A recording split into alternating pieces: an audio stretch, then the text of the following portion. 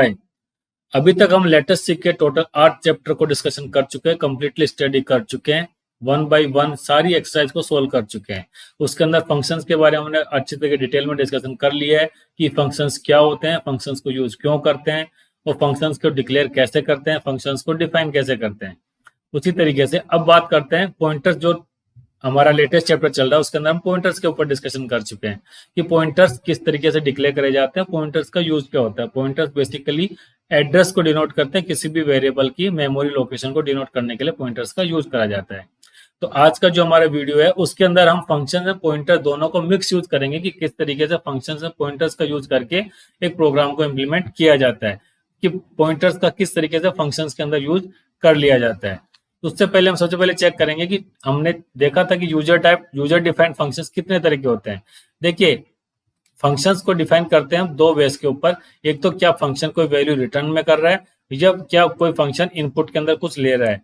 Function को user type define जो है कितने तरह के होते हैं, उनको डिक्लेयर डिफाइन करने का केवल एक ही तरीका है, एक इनपुट में क्या ले रहा है, आउटपुट में क्या दे रहा है। तो इस तरीके से कुछ हमारे पास एक तरह का फंक्शन होता है जो ना तो इनपुट में कुछ लेता है ना आउटपुट में हमें कुछ देता है, वो अपने एक्शन परफॉर्म करता है, वो बात खत्म हो जाती है। तो कुछ फंक्शंस ऐसे होते हैं जो इनपुट में कुछ नहीं लेते लेकिन आउटपुट हमें देते हैं। कुछ ऐसे होते हैं जो इनपुट में लेते हैं लेकिन आउटपुट नहीं दे रहे हैं। कुछ इनपुट भी लेते हैं और आउटपुट भी देते हैं। तो जो आउटपुट दे रहे हैं उसको बोलते हैं रिटर्न टाइप, और जो इनपुट में ले रहे होते हैं उनको बोलते हैं पैरामीटर। तो अगर कोई फंक्शन ऐसा है जो ना तो आर्ग्यूमेंट लेता है, ना उसके अंदर कोई पैरामीटर पास होता है, ना ही कोई वैल्यू को रिटर्न करता है, तो वो होते हैं no argument passed and no return value. Second होता है no argument pass but return a value. इसके अंदर आर्ग्यूमेंट कोई नहीं पास करते हम, लेकिन रिटर्न टाइप इसका कुछ ना कुछ होता है। आर्ग्यूमेंट भी बोल सकते हैं इनको, पैरामीटर्स भी बोल सकते हैं। थर्ड होता है हमारे पास आर्ग्यूमेंट तो पास होते हैं लेकिन रिटर्न में कुछ वैल्यू नहीं होती है, तो ये होते हैं argument pass but no return value. Last होता है argument pass and return value. ठीक है, अब ये जो पैरामीटर्स हमने यहाँ पे पास करे हुए ये दो तरह के होते हैं। एक तो फंक्शन जब हम डिफाइन कर रहे हैं उस टाइम पे जब पैरामीटर्स को डिक्लेयर करते हैं या यूज करते हैं, उन पैरामीटर्स को अलग बोलते हैं, और जब इन फंक्शन को कॉल करते हैं तो वहां पे इन पैरामीटर्स का नाम अलग होता है। तो इसी तरीके से कॉलिंग फंक्शन है या कॉल्ड फंक्शन है, उस बेस के ऊपर पैरामीटर्स को भी दो अलग अलग नाम दिए गए हैं। एक तो होता है एक्चुअल पैरामीटर और दूसरा होता है फॉर्मल पैरामीटर। एक्चुअल पैरामीटर मतलब कि जो एक्चुअल वैल्यूज पास हो रही है, तो ये यूज में आता है कॉलिंग फंक्शन के अंदर, the parameter that are specified in calling function. Second होता है फॉर्मल पैरामीटर, जहां पे the parameter that are declare at called function, जहां पे फंक्शन की डेफिनेशन लिखी हुई है वहां पे जब वेरिएबल्स या जो पैरामीटर्स होते हैं उन्हें बोलते हैं फॉर्मल पैरामीटर। जब उस फंक्शन को जो हमने डिक्लेयर करा है अगर किसी दूसरे फंक्शन में कॉल करते हैं तो उस टाइम पे जब उस फंक्शन के अंदर जो पैरामीटर पास हो रहे होते हैं उन्हें बोलते हैं एक्चुअल पैरामीटर। एग्जाम्पल के लिए यहाँ पे हमने एक स्वैप फंक्शन बनाया हुआ है। इस स्वैप फंक्शन के अंदर क्या है, int a and int b दो इंटीजर टाइप के वेरिएबल्स हैं, इनको बोलते हैं पैरामीटर्स। ये है फॉर्मल पैरामीटर क्योंकि यहाँ पे हमने इस फंक्शन को डिक्लेयर करा है या डिफाइन करा है। तो डेफिनेशन के टाइम पे जो पैरामीटर्स होते हैं उन्हें बोलते हैं फॉर्मल पैरामीटर, और यहाँ पे हम इसको कॉल कर रहे हैं तो ये हो गए एक्चुअल पैरामीटर। कॉल कहाँ कर रहे हैं, ये तो मेन फंक्शन है, इसके अंदर हम इस फंक्शन को कॉल कर रहे हैं, तो यहाँ पे कॉलिंग फंक्शन को हो गया मेन।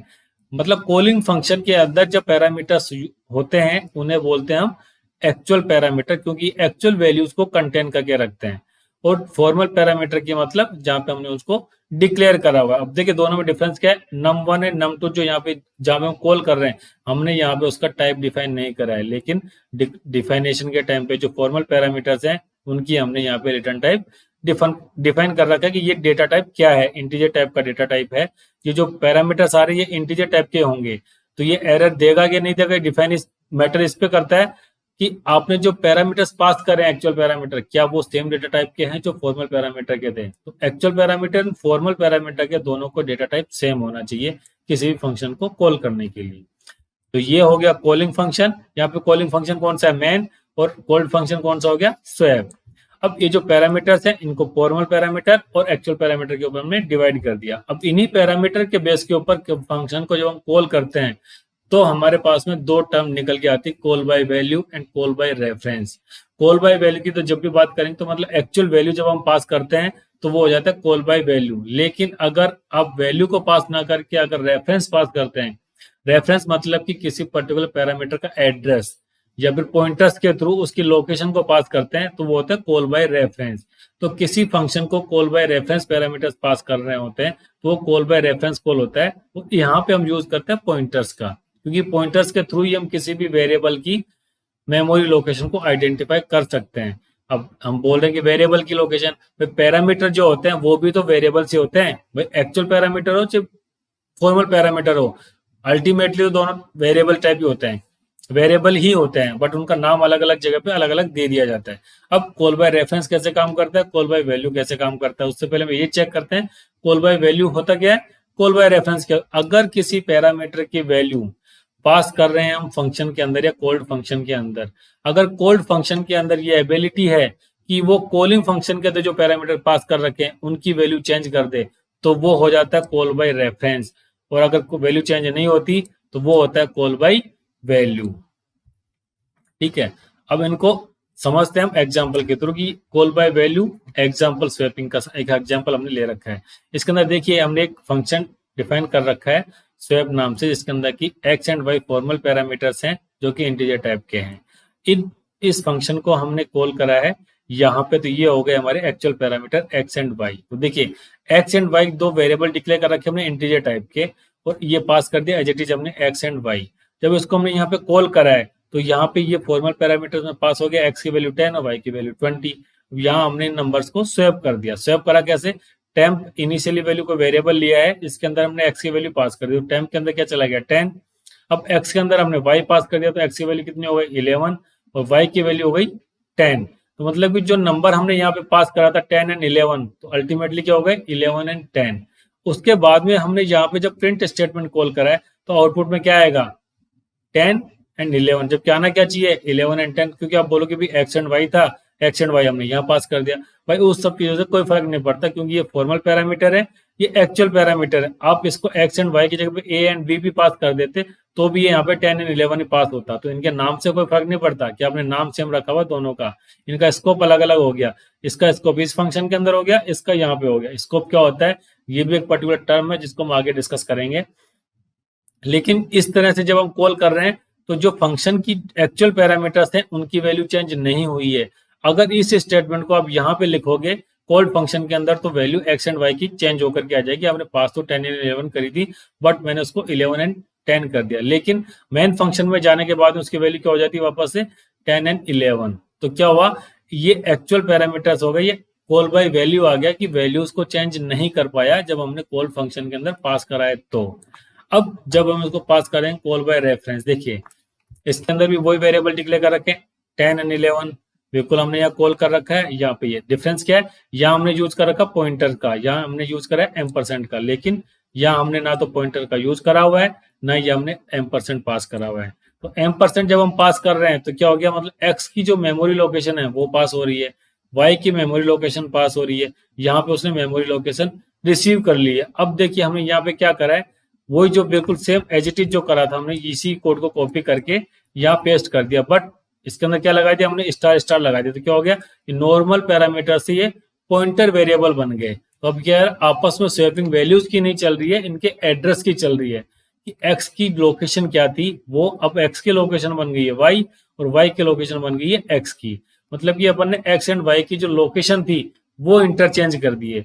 अब लोकेशन के ऊपर आपस में चेंज कर दिया, तो अब लोकेशन के ऊपर जो वैल्यू थी वो अपने आप ही चेंज हो गई, क्योंकि एक्स के अंदर जो वैल्यू थी वो वाई जगह लगी।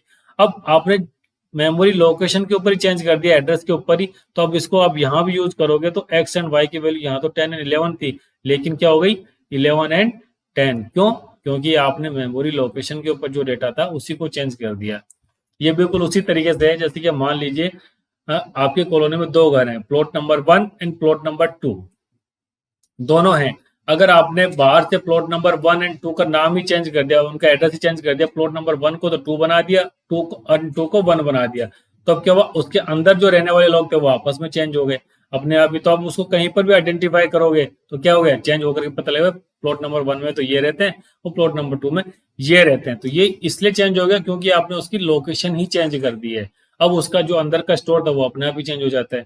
जबकि जब हमने कॉल बाय वैल्यू के अंदर करा तो ये स्वैपिंग यहाँ भी करी थी, लेकिन यहाँ स्वैपिंग किसकी हो रही थी, वैल्यूज की, और यहाँ स्वैपिंग किसकी हुई है, एड्रेस की, इसलिए यहाँ पे वैल्यूज चेंज हो गई। तो इसलिए जो हमने यहाँ पे स्लाइड में बोला था कि अगर ओरिजिनल वैल्यू को चेंज करने की काबिलियत है उस कॉल के अंदर तो वो हो जाएगा कॉल बाय रेफरेंस, और अगर ओरिजिनल वैल्यू को चेंज करने की काबिलियत नहीं है तो वो हो गया कॉल बाय वैल्यू। काबिलियत का मतलब है कॉल जिस फंक्शन के अंदर करा है उसके अंदर वहां जब परफॉर्म करोगे तब तो चेंज हो जाएगा, लेकिन जहां से हमने पास करा था एक्चुअल पैरामीटर्स की वैल्यू चेंज नहीं होती है तो हो गया कॉल बाय वैल्यू, अदरवाइज हो गया कॉल बाय रेफरेंस। अब call by value and call by reference के अंदर क्या डिफरेंस होते हैं एक बार इनको समराइज कर लेते हैं। Call by value, A copy of the value is passed into the function. यहाँ पे जो एग्जैक्ट वैल्यू थी वही पास होती है, जबकि कॉल बाय रेफरेंस के अंदर an address of value is pass into the function. तो देखिए यहाँ पे क्या है ना, कॉपी चेंज हो रही है। कॉपी अगर चेंज हो रही है तो केवल उस कॉपी के अंदर ही चेंज होगा। फॉर एग्जाम्पल के लिए मान लीजिए आप किसी भी, आपके पास में कोई पेपर है, आप उसका जब फोटोकॉपी करवाते हैं तो फोटोकॉपी करवाने के बाद में जो फोटोकॉपी का पेपर है उसके ऊपर आप कुछ भी राइट कर सकते हो, कुछ भी खराब कर सकते हो, तो उसकी ओरिजिनल कॉपी तो चेंज नहीं हो सकती। क्यों? क्योंकि वो तो कॉपी है, ओरिजिनल कॉपी तो कहीं और रखी हुई है, तो वो हो गया कॉल बाय वैल्यू। लेकिन अगर आप जो ऑलरेडी है जो कॉपी है उसी को अगर आप किसी बंदे को दे देते हो कि भाई ये लो, तो वो उसके ऊपर कुछ भी रखेगा तो एक्चुअल डॉक्यूमेंट आपको खराब हो जाएगा। तो ये होता है एड्रेस। यहाँ पे एड्रेस ही पास होता है, इसके अंदर वैल्यू पास होती है as a copy. Call by value के अंदर changes made inside the function is limited to the function only. Call by value के अंदर जहां पे हमने चेंजेस करे हैं वो उसका स्कोप उसी फंक्शन तक खत्म हो जाता है, जबकि इसके अंदर स्कोप आउटसाइड भी रहता है। क्यों? यहाँ पे हमने एक्स एंड वाई के आपस में वैल्यू को चेंज कर दिया। अगर यहाँ हम प्रिंट स्टेटमेंट लिखते तो वैल्यू आपस में चेंज होकर के 11 एंड 10 होती, लेकिन इसके स्कोप से बाहर मेन फंक्शन में जब हम आ गए तो वैल्यू जो चेंज नहीं कर पाया। लेकिन इस फंक्शन में जब हम पॉइंटर्स के थ्रू काम कर रहे हैं, एड्रेस के थ्रू एक्स एंड वाई की वैल्यूज को यहाँ हमने स्वैप करा तो इसने इम्पैक्ट यहाँ भी डाल दिया अपने स्कोप से बाहर भी। तो ये हो गए कि ये अपने स्कोप से बाहर की वैल्यू भी इसने चेंज कर दी है। The values of the actual parameter do not change by changing the formal parameter. Formal parameter की वैल्यू को चेंज करने से एक्चुअल पैरामीटर की वैल्यू चेंज नहीं होती है कॉल बाय वैल्यू में, लेकिन the values of actual parameter do change by changing the formal parameter. Formal parameter की वैल्यू को चेंज करने पे अपने आप एक्चुअल पैरामीटर की वैल्यू चेंज हो जाती है कॉल बाय रेफरेंस के अंदर। Actual and formal arguments are created at different memory location. ये सबसे इंपॉर्टेंट है कि इसके अंदर कॉल बाय वैल्यू के अंदर चेंजेस क्यों नहीं होते, क्योंकि वो दोनों अलग अलग तरीके से वेरिएबल्स हैं जो कि डिफरेंट डिफरेंट मेमोरी लोकेशंस के ऊपर अलोकेटेड हैं, स्टोर्ड हैं। लेकिन कॉल बाय रेफरेंस के अंदर एक्चुअल पैरामीटर और फॉर्मल पैरामीटर दोनों की मेमोरी लोकेशन सेम होती है, इसलिए जो मेमोरी लोकेशन फॉर्मल पैरामीटर्स के ऊपर ऑपरेशन परफॉर्म हो जाते हैं वो डायरेक्ट अप्लाई हो जाते हैं एक्चुअल पैरामीटर्स के ऊपर। तो ये हो गया call by value and call by reference. Functions के अंदर पॉइंटर्स का यूज, तो फंक्शन दो तरह के होते हैं, call by value, call by reference. Call करने के तरीके हैं फंक्शन को, call by value, call by reference. Okay, thank you very much.